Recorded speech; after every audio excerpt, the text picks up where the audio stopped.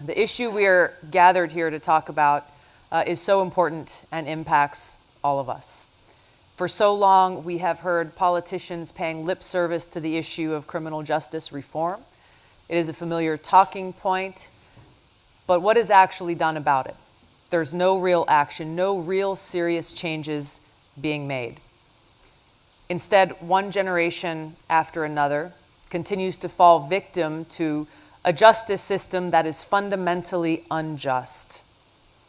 So we think to our Pledge of Allegiance that we've said over and over throughout our lives. It reminds us that we are one nation under God. One nation under God, indivisible, with liberty and justice for all. Justice for all.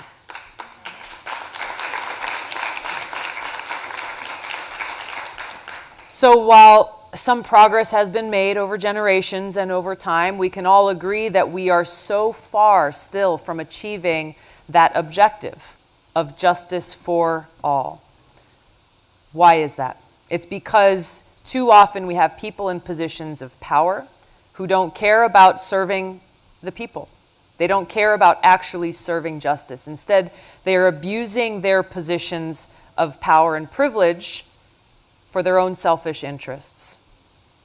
It's unfortunately become so much a part of the fabric of our society that we barely bat an eye when Wall Street bankers who have cheated and gambled and lost billions of our money have not served a day in prison.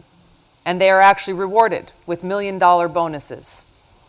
We have big pharmaceutical companies like Purdue Pharma, who have cheated and lied to the American people just so they can proliferate these highly addictive opioid drugs on our streets, driving up their profits, ruining people's lives, causing the deaths of tens of thousands of people. Yet what happens to them? They walk away. They get a slap on the wrist. Meanwhile, on the other hand, we have nonviolent drug offenders arrested, thrown in prison, shackled with a criminal record that will follow them wherever they go forever. These are just two examples of this fundamentally unjust system that we have. We have mass incarceration that's predominantly impacted poor people and communities of color. People's lives ruined because of one mistake, while others whose entire careers are built on predatory behavior and exploitation of the innocent are routinely excused. This is not justice.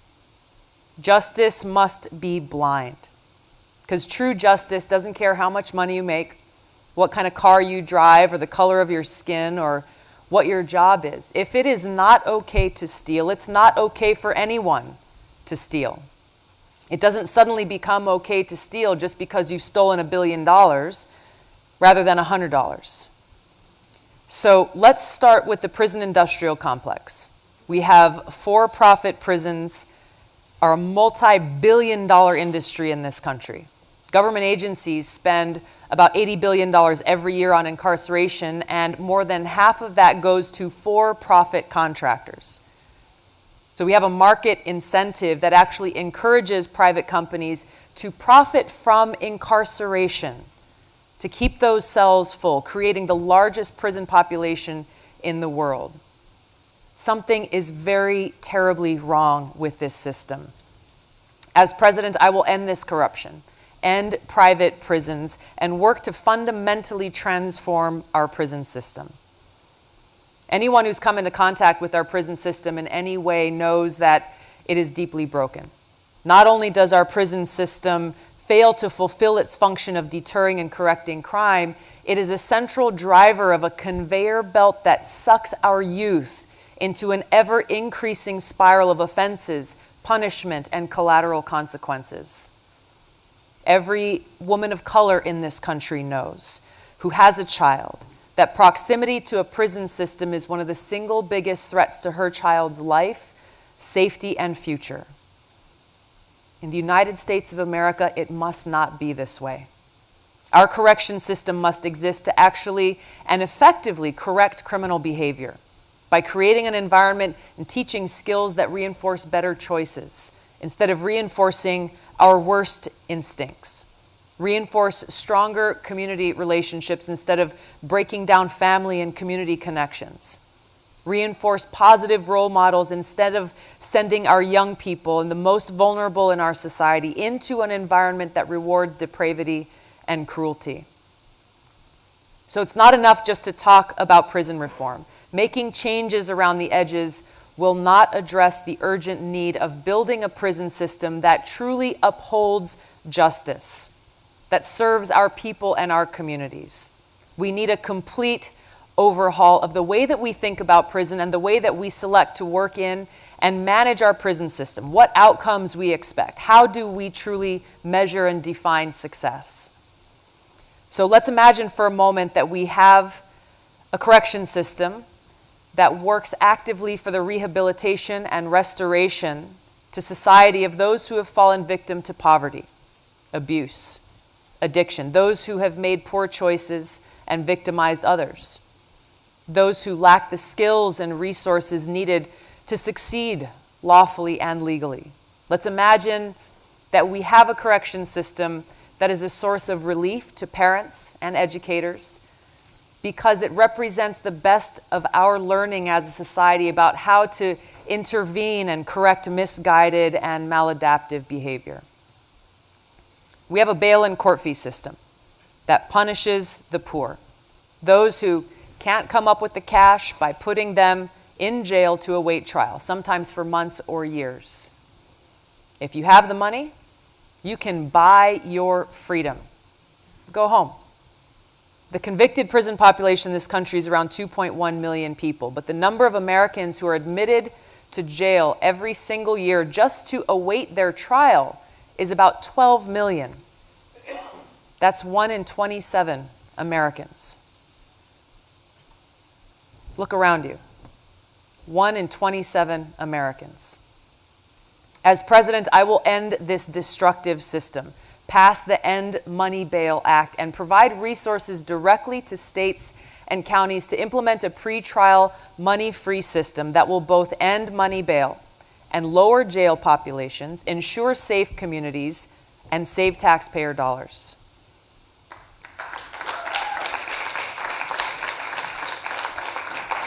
You know, we often talk about how our children are our future, and they are.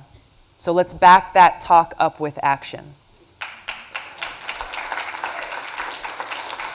Let's actually make the kinds of investments in education that will ensure that our kids, no matter where they grow up, are getting the quality education that they need and that they deserve.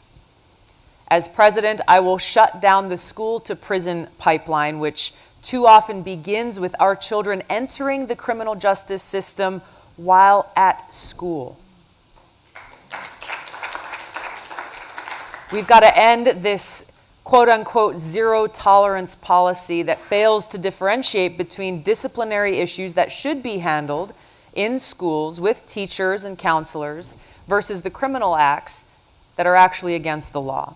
There has to be a national standard of training for school resource officers to ensure that those entrusted with the incredible responsibility of taking care of our kids and protecting them are best equipped to do so, and provide the necessary resources to teachers and school counselors and others who are in that position to provide mentorship and help and assistance to kids who may be dealing with other situations that are complex and sometimes out of their grasp. The failed war on drugs has caused a generation of people, families, children to be impacted negatively, a generation of Americans to be turned into criminals.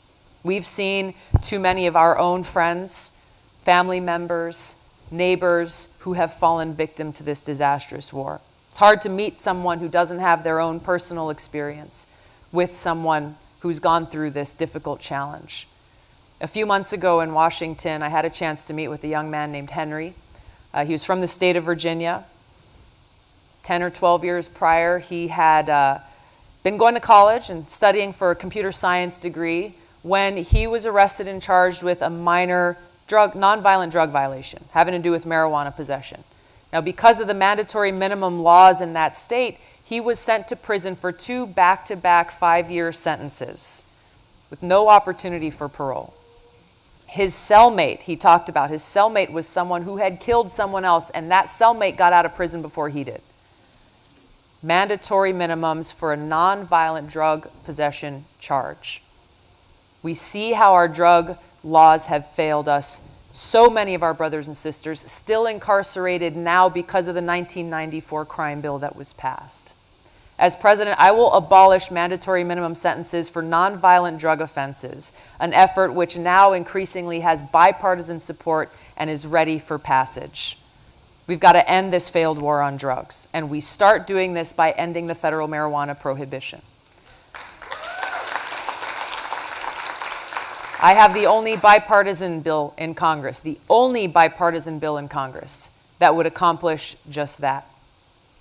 For nonviolent drug offenders who've already been convicted, I will work for clemency reform, including expunging the criminal records of individuals who've been convicted of nonviolent drug offenses. And I will never sign another mandatory minimum policy into law that takes discretion away from judges. Now, not too long ago, we saw the passage of the First Step Act through Congress. This whole conference has been called the Second Step Forum, right? We passed the first step, and we did so because of bipartisan support. We saw people coming together from the left and the right, Democrats and Republicans, coming together to put the well-being of people ahead of partisan interests. Now, you'll hear some criticism saying, well, this didn't go far enough. It didn't include everything that we hoped for, but I tell you what, thousands of our brothers and sisters, people who were incarcerated largely because of these mandatory minimum laws, are free today because of the passage of that act. Don't tell them that this didn't make an impact on their lives. So the first step has been taken. Now we've got to focus on what the next steps are so we can continue making progress on this long march towards true justice and equality for all Americans. We have to enact real sentencing reforms, further reduce the recidivism rates that we have in this country by actually focusing on the rehabilitation that's supposed to happen in prison. Now, these state agencies, they are called the Department of Corrections for a reason, but that mission is so far not being fulfilled. As president, I will leverage technology and monitoring capabilities and work making house arrest and work release more viable options for nonviolent offenders. Because in my view, when we look at incarceration, it should be a matter of degree. Severe for violent offenders, and really look at what are the creative options that are available for nonviolent offenders, allowing them to work or to study or to contribute and actually see how they can better themselves and change their lives. Now let's look at what happened recently in Florida. You have a multimillionaire named Jeffrey Epstein who went to jail in Florida for molesting girls. He was allowed to leave prison 12 hours a day, 6 days a week on a work release program, even allowed to return back to his mansion while he was serving time. Why not have house arrest and work release options ready for everyday Americans who commit nonviolent offenses instead of only offering these options as a loophole for the rich and powerful to exploit? Throwing nonviolent offenders into what is often a toxic prison system that's filled with violence robs them of their family structure, their employment structure, and traps them into a spiral that unfortunately can often lead to more crime. By providing them the opportunity to keep them with their families wherever possible, providing support systems in place for them, we can help them turn around their lives and strengthen the communities that they call home. Inside prisons, let's actually focus on rehabilitation. Focus on providing educational opportunities, vocational training, mental health services, and more family visitation opportunity. Setting people up for success so that when they have served their time and they are released back into the community, back to their homes, they're actually able to find a job. They're able to find a place to live so that they can escape these shackles of the past and move forward with their lives. Now, the first line of defense for justice is law enforcement. Unfortunately, we see too often police violence in poor communities and communities of color has become commonplace. Mothers and fathers have to teach their kids about being careful around law enforcement, being fearful simply because of the color of their skin. Prosecutors wield a great deal of power. They often lack the training and understanding necessary to be fair arbiters of justice. This needs to change. We have public defenders who are charged with being the last line of defense, ensuring due process and fair adjudication for all Americans, including and especially for those who cannot afford their own lawyer. But they are crushed by huge caseloads and draconian budget cuts, making it difficult for them to fulfill their charge. This has to change. Finally, for those who abuse their power, they must be held accountable. As president, I'll appoint an attorney general who will vigorously investigate and prosecute abuses of power, whether it comes from law enforcement officers or prosecutors. Because as we look across the country, unfortunately, these abuses too often go unnoticed and unpunished. I will build a culture of accountability in law enforcement that extends to the highest levels. Because we've got to make sure that starting from the beginning, we're actually hiring law enforcement officers and prosecutors who have empathy, who truly want to be of service, taking their mission seriously to care for and protect all Americans. This attitude of service must not only exist on day one when you start the job, but it's got to be cultivated and reinforced throughout their careers. Because otherwise, this motto of service and protect, to serve and protect the people, will only be a slogan that's completely disconnected from the reality of their everyday lives. When it comes right down to it, all the legal reforms in the world, the legislation that we can pass, they won't actually solve the problem if we have people in positions of power who abuse that power because they lack this servant attitude. This is the core element that's necessary for the real change that we need to see. I look forward to leading the way in building a culture of trust, a culture of trust that brings law enforcement and communities together, building upon what we know already works in community policing, creating a culture of leadership within my administration and within our country that's based on the values and principles of putting service above self, putting the well-being of our people at the forefront of all that we do. Now, to heal the divisive wounds that exist in our country will require something that unfortunately we have not seen for a while. It will require us as Americans standing united, coming together as a nation to stand up to injustice and mustering the political will to change it. Because the abuses of our criminal justice system are not partisan issues. They don't discriminate whether you're Democrat or Republican. The safety of our communities, the integrity of our police and prosecutors and judges, the justice of our laws, and the humaneness of our prison system affects all Americans. So let's forget the politics. Politicizing criminal justice is what brought us to this predicament that we are in today.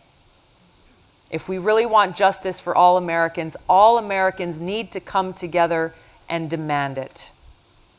Now, I come from the most diverse state in the nation, where people of color and those of mixed race like myself make up the majority of the population, and we are united by and inspired by what we in Hawaii call aloha. The aloha spirit. The aloha spirit recognizes that we are all children of God, that we are all brothers and sisters, regardless of race or religion or orientation or anything else, and we treat each other with respect and care and compassion. Dr. Martin Luther King visited Hawaii first back in 1959, and he was so moved by what he experienced and saw there. He gave a speech before our state legislature at that time, and he said, "You can never know what it means to those of us caught for the moment in the dark and often tragic midnight of man's inhumanity to man, to come to a place where we see the glowing daybreak of freedom and dignity and racial justice." That's why I'm running for president. I see that glowing daybreak of freedom. I know that we can emerge from this dark midnight of inhumanity and together strive toward that more perfect union, ensuring justice and dignity for all Americans.